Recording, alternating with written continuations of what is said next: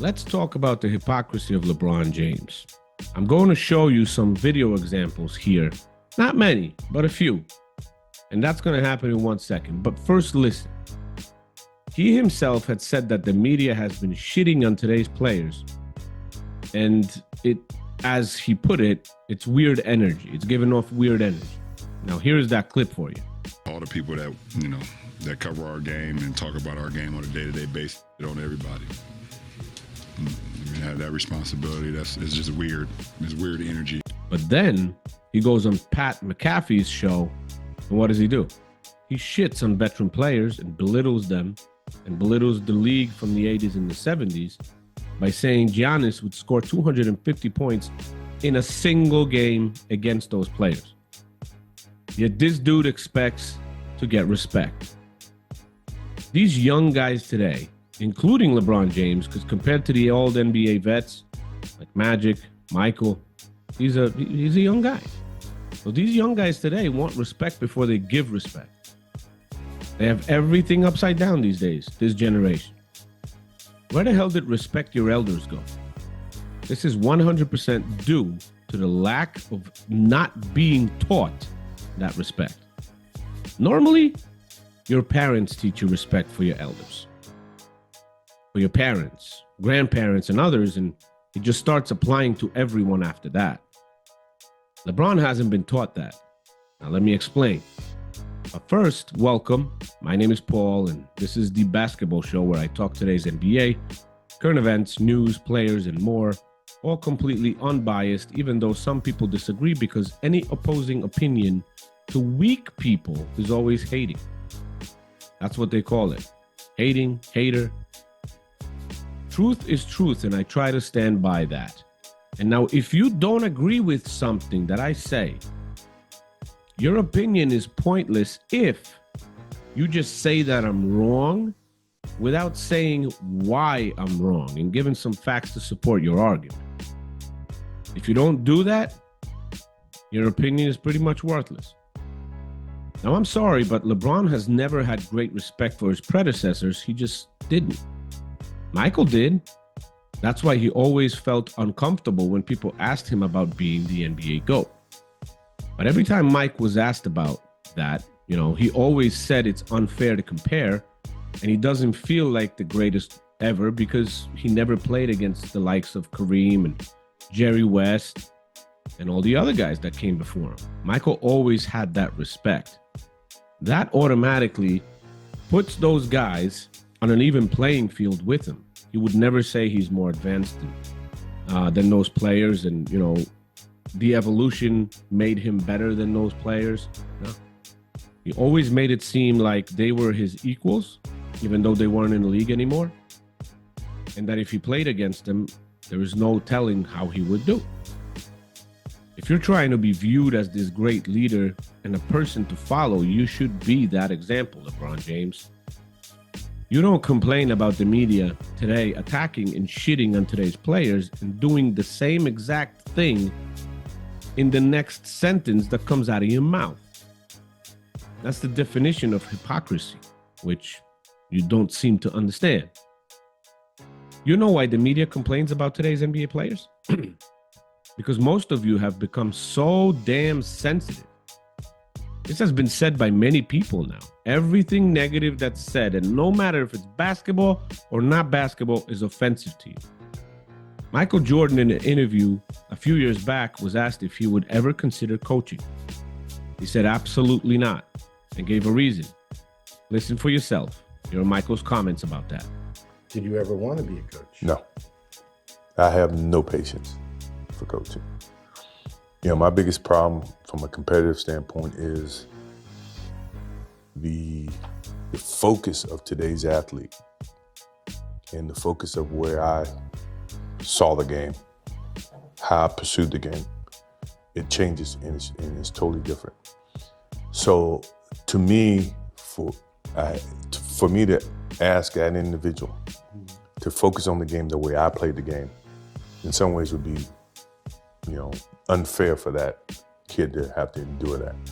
And if he didn't do it, no telling where my emotions would be. I don't think I would have the patience for it. So in essence, coaching is something that I've never really felt I could do from an emotional standpoint because I'm much different and I have a different perception about things than what the kids do today. Now, Michael, as you heard, said he would never want to coach as he does not have the patience to be a coach today. He says players have a different focus today, and I think that means that they are more concerned with money and their brand than actual basketball. Jordan never said players are too soft today either, but that's due to being respectful and not wanting to offend anyone, as today's players would 100% be offended with those kinds of remarks coming from MJ. Another guy that said something similar was Charles Oakley, who actually was an assistant coach in the NBA for a few years. He also said he never would want to coach again in today's NBA because NBA players today are like kids in kindergarten. You have to deal with them in white gloves and be gentle all the time. They can't take any criticism or anything. You know what? Coaching and watching NBA transition to a different space. Yeah. It was okay, but the guys didn't want to work on their game. They didn't want to work on their game. I'm good. I said, I don't want to work on no post move. I'm shooting jump. I said, you never know what position. Be ready for the moment. Anything can happen in the game. So it's more almost like a daycare. You got to babysit these guys to get them to do something they're getting paid to do. I'm like, are you serious? That's exactly what the problem is. Grown-ass men crying about every single bad comment and criticism and saying at the same time, they don't care if you criticize their game, just don't get personal. Guys, everything is freaking personal with you. Today, everything is personal with today's NBA players. Now, here are the LeBron comments where he complains about media talking bad about today's players. And then him talking about veteran players showing incredible hypocrisy at the same time. All the people that, that cover our game and talk about our game on a day-to-day basis, on everybody. Have that responsibility. It's just weird. It's weird energy. The game is different, and we should respect all eras in that era. We can't be saying, okay, just because Wilt was great in the 60s and 70s that he'll be great now. And we also can't say that some of the guys now will be great. It is what it is. Respect that era, and we move on. But the whole, every single day that he's better, he's not better, he wouldn't. You're trying to tell me Giannis wouldn't be able to play an NBA game in the 70s? Giannis Antetokounmpo would have 250 points in a game in the 70s. LeBron also belittled his Cleveland Cavalier teammates that allowed him to achieve some things in Cleveland before going to Miami. It was in the finals, and those teams were repeatedly great defensive teams and good offensive teams as well, in a bit slower game around 15 years ago. Now tell me, that's respectful to those guys? That's protecting the NBA players and your ex-teammates? That's respectful to Zydrunas Ilgauskas, Mo Williams, Dellavedova, Drew Gooden, and others? That's respectful? It couldn't have been more disrespectful, LeBron James. Stephen A. Smith went way too far in this whole debacle as well as LeBron James did. Second of all, Stephen A. Smith should never have mentioned the Kobe Bryant comments that he apologized for. But they should be grown-ass men, get together publicly, especially on a show or something, and hash this shit out and end it. If you listen to what LeBron James says and what he criticizes people for, like Stephen A. Smith, the media, and some other players like Barkley, Big Perk, and others, he can't say they do something wrong and then do exactly the same thing. If you criticize someone for something and imply to being a better person that isn't like them, why you do the same thing right after?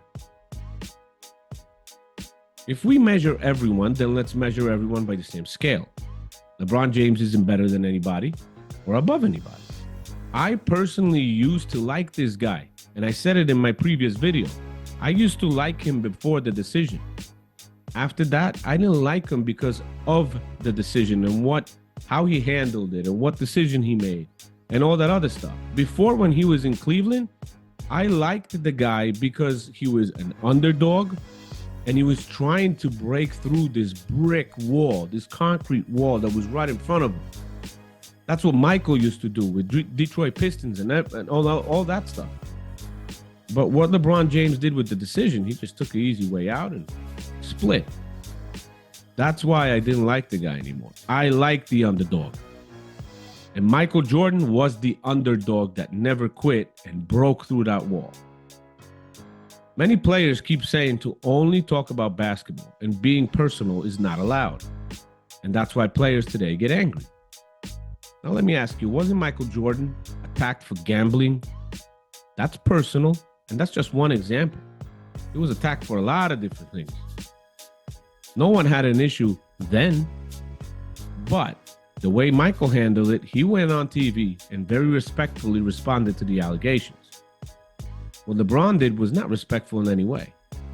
Mocking Stephen A. Smith, laughing at Stephen A. Smith, imitating Stephen A. Smith, saying, oh, he's going to be in this, tighty whities, grabbing some ice cream, getting on the sofa and being all happy and stuff like that.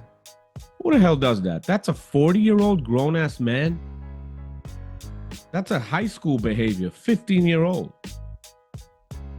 That's the opposite of what you should do when you try to have people think you're a better person in this whole situation. Now, Stephen A. was right about one thing. If LeBron would have handled this privately from the start, we wouldn't have this whole circus. But then you could also say, if Stephen A. Smith said the father comments privately to LeBron James, this whole thing wouldn't have started anyway. I don't believe so, but you could say that. They're both at fault, but at least it created a lot of news around the NBA. And maybe, just listen to this, maybe it was also scripted to get the NBA's interest up a bit before the NBA playoffs, get some drama going. Remember in the old days, the Lakers always had some drama going. That created interest in the NBA and in the league and in the playoffs coming up and all that other stuff. This might have been planned. Now tell me what you guys think in the comments. Watch the videos that you see on your screen, and I'll see you in another video soon.